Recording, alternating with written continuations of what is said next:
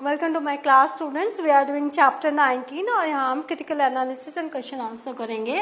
Let's start. Helen encountered for the first time real and serious obstacles to her education. इस बार वो real and serious obstacles जो है उनके education में उन्होंने फेस किया। Maths had always been a nuisance, हमेशा से मैथ्स उनके लिए एक परेशानी थी। But now Helen studied it not at her own pace but amongst others her age. लेकिन इस समय पहले जब मैथ्स करती थी तो उनके अपने हिसाब से वो करती थी, अपनी स्पीड के हिसाब से।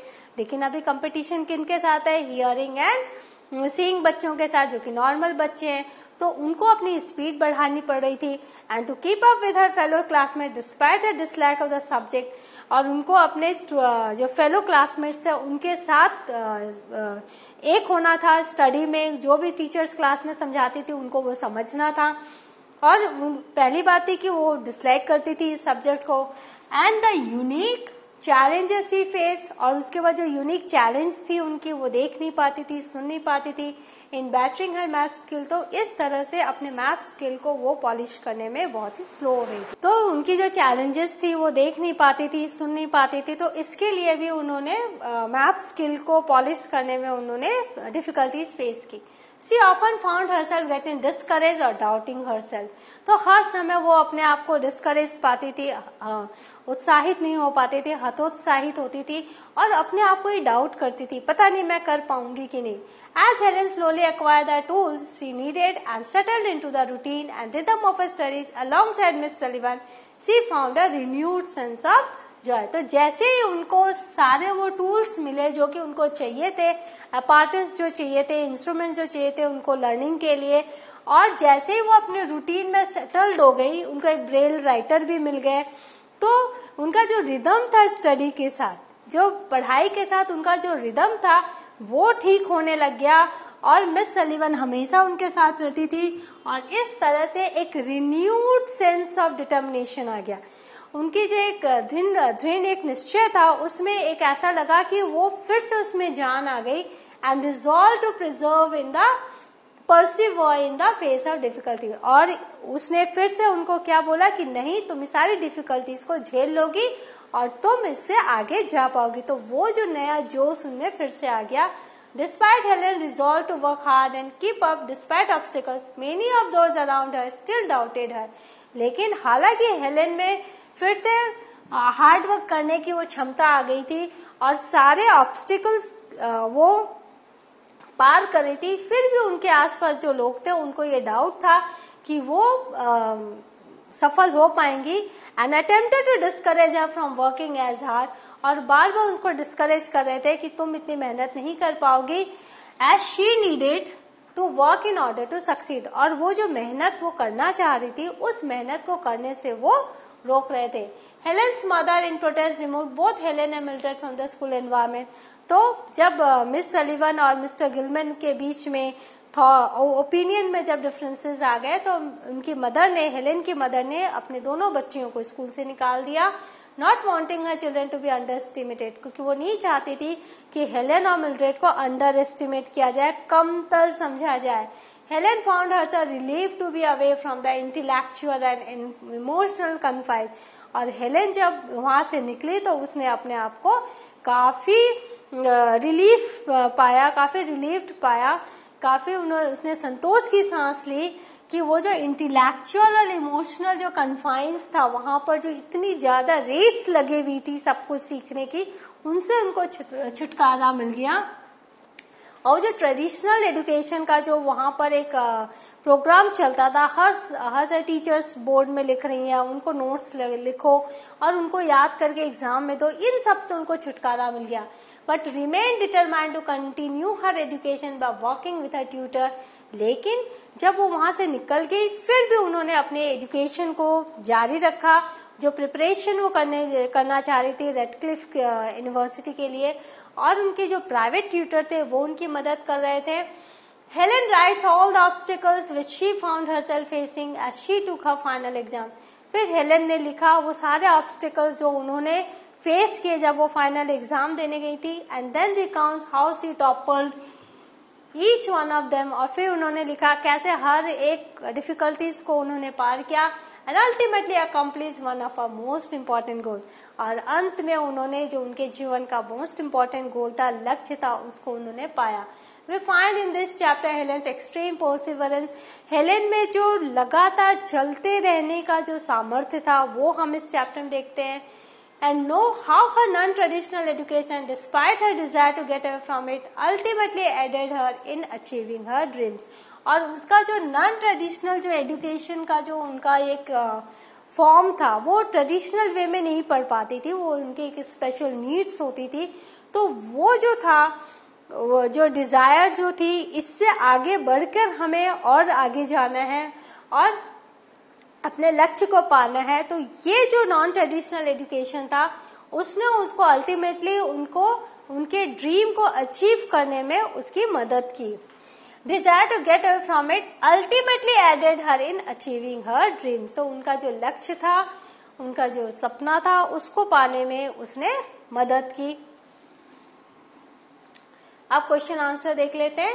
What were the difficulties that Helen faced in the second year at the school. Second year में उनको क्या डिफिकल्टीज फेस हुई? Firstly the books Helen needed were not embossed in time. जो बुक्स थी वो एम्बॉस्ड नहीं थी, उभरी हुई नहीं थी उनमें बिफोर हर क्लासेस स्टार्टेड, उनके क्लास स्टार्ट होने के पहले ही। Secondly the number of student in the class was very large, और बहुत ज्यादा बच्चे थे एक क्लास में। And the instructors were unable to give her individual attention. जो इंस्ट्रक्टर थी वो उनको इंडिविजुअल अटेंशन नहीं दे पा रही थी। Moreover, she found algebra and geometry difficult to follow, और algebra और geometry उनके लिए बहुत difficult हो रहा था follow करना।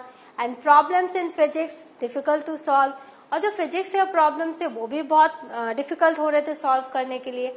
Till they brought in a braille writer, जब तक कि braille writer उनको लिख नहीं दिया, वो braille writer ने उनको लिखा नहीं, तब तक काफी उनको परेशानी झेलनी पड़ी। Question 2, how did Helen deal with these problems. Helen ने कैसे प्रॉब्लम्स से डील की? Helen's problems become easier when her embossed books arrived. जब उनके बुक्स आ गए लंदन से एंड पेंसिल्वेनिया से, तो उनकी जो लैंग्वेज, उनकी जो डिफिकल्टी थी दूर हो गई। In addition she started putting in greater effort to overcome problem, और फिर उन्होंने बहुत ज्यादा अपना एफर्ट लगाया सारे प्रॉब्लम्स को दूर करने के लिए। तो उससे भी क्या हुआ, वो सक्सेसफुल हो गई। I was beginning to overcome these difficulties when an event occurred which changed everything. What event is Helen referring to? तो कौन सा ऐसा इवेंट था जिसमें सब कुछ चेंज हो गया? Helen is referring to Mr. Gilman's opinion that Helen was being forced to study too hard and that she should remain in this school for 3 more years. तो क्या हुआ कि मिस्टर गिलमैन ने देखा कि इस बच्ची पर जो बोल नहीं पा रही है, जो सुन नहीं पाती है, देख नहीं पाती, उन पर जरूरत से ज्यादा प्रेशर दिया जा रहा है, जरूरत से ज्यादा वो मेहनत कर रही हैं। तो उन्होंने क्या किया, फोर्स किया उसको। उनको ऐसा लगा कि हेलेन को फोर्स किया जा रहा है ज्यादा मेहनत करने के लिए। तो उन्होंने कहा कि हेलेन को अपने स्कूल में और 3 साल रहना पड़ेगा। However, Helen herself was keen to pass with the other girls in her batch, लेकिन हेलेन चाहती थी कि बाकी बच्चों की तरह वो भी उसी साल पास होकर निकल जाए। The problem escalated, और ये प्रॉब्लम बढ़ गई into a major disagreement, और ये प्रॉब्लम बढ़कर एक बहुत बड़ा विरोध बन गया, डिसएग्रीमेंट बन गया between mister Gilmore and miss Sullivan. और मिस्टर गिलमोर और मिस सलीवन के बीच का ये कंटिन्यूएशन हो गया, डिसएग्रीमेंट बहुत बढ़ गया। Finally Helen and sister Mildred left the school, और इस तरह से हेलेन और mister Gillman,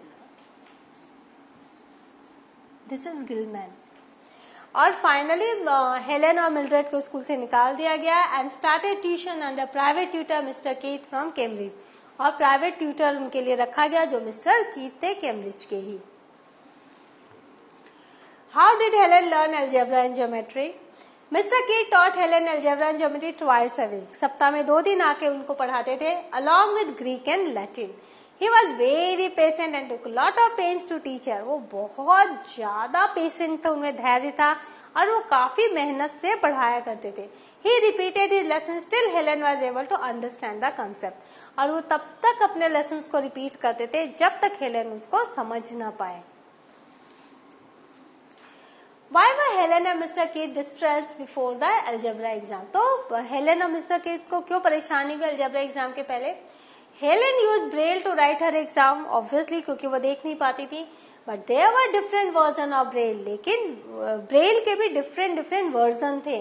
she was comfortable with English Braille, उनको तो इंग्लिश ब्रेल में बहुत कंफर्टेबल थी क्योंकि वो उनको आता था. Whereas the papers that were sent to her for practice were in American braille, लेकिन जो पेपर्स उनको भेजे गए थे वो अमेरिकन ब्रेल में थे. Which she realized 2 days before her exam, और ये उनको एग्जाम के 2 दिन पहले पता चला. Even though she tried hard to understand the symbols used in the version, she found it very confusing. हालांकि उन्होंने कोशिश की सारे सिंबल्स को समझने की, लेकिन वो बहुत कंफ्यूजिंग थे. Moreover, she could not see what she was typing, और उसके बाद और एक प्रॉब्लम थी, वो तो देख नहीं पाती थी वो क्या टाइप कर रही है. Which made solving algebra sums very hard, और इससे क्या हुआ, अलजेब्रा के सम जो सॉल्व कर रही थी बहुत हार्ड होने लगे उनको समझने में. She was used to solving the sums in her mind and she found it hard to write in the exam paper. उनको क्या आदत थी, वो अपने माइंड में सॉल्व करती थी और बोल देती थी, लेकिन यहाँ तो लिखना पड़ रहा था और ये एक बहुत बड़ी प्रॉब्लम हो गई थी. So what have you learn, हमने देखा सेकेंड ईयर कॉलेज स्कूल कैसा रहा इनका. और in the next class we will do next chapter of Helen's life. Till then read the chapter and go through the summary and question answer so that you can write a long answer of this particular book. Thank you.